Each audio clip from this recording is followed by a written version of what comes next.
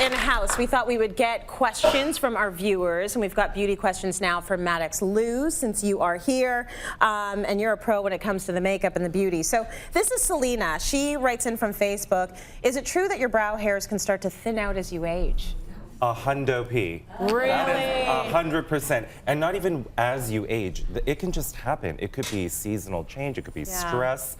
I know when I'm stressed, I have this horrible habit of just fiddling with my lashes or just, it can happen. So the best way you can treat your brows and take care of them is by not fiddling with them. Right. And just, you know, brush them up, gel them. You treat the hair on your head with all these treatments and conditioners and care. Yeah. This is the same thing. Brows too. This is like frontal, so this matters. Yeah, they do. I mean, listen, I'm a 90s kid, so I plucked mine almost off. So waiting for them to grow back over all these years, it's a struggle. So don't mess with them. Right. Just let them do their thing. Angie messaged, she said, I just got over a bad cold. Do I need to toss out the lipstick I've been using? Which I thought was interesting because I would have never thought of that, but it kind of makes sense. Well, I'm really cheap, so Me too. I hang on to everything. Some might call me a hoarder. But no, you don't have to discard any makeup that you've had just because you're getting over a cold.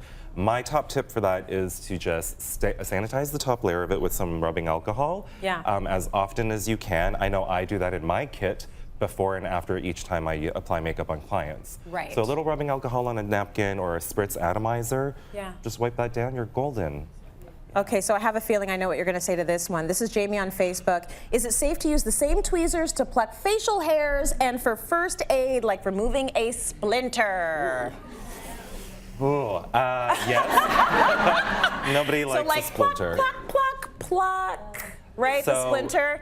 You need to do something to that. Those you tweezers. gotta sanitize that stuff. I mean, think of it's an aesthetic tool. Would you walk into a salon and have someone use the same tweezers on your face that they just used on someone else's face? I know it's your own cooties, but you should still sanitize it before you tweeze just eyebrows or dig in an open wound and. Yeah.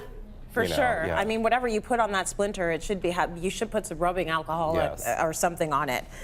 Here's another one. Nicole on Twitter. I can usually get one of my eyes lined perfect, but the other one never matches up. So how do you ensure that both lids look the same? This is a toughie. Have we all been there? Yes. I think we've all been there. So what you need, and this typically, it kind of only really happens with liquid liner, not so much pencil. So if you want to sort of baby step your way into symmetrical eyeliner every time, pencils are a great option to start. But when you're ready for the big kahuna and you want to do that slick liquid line, you want to do a stamping technique.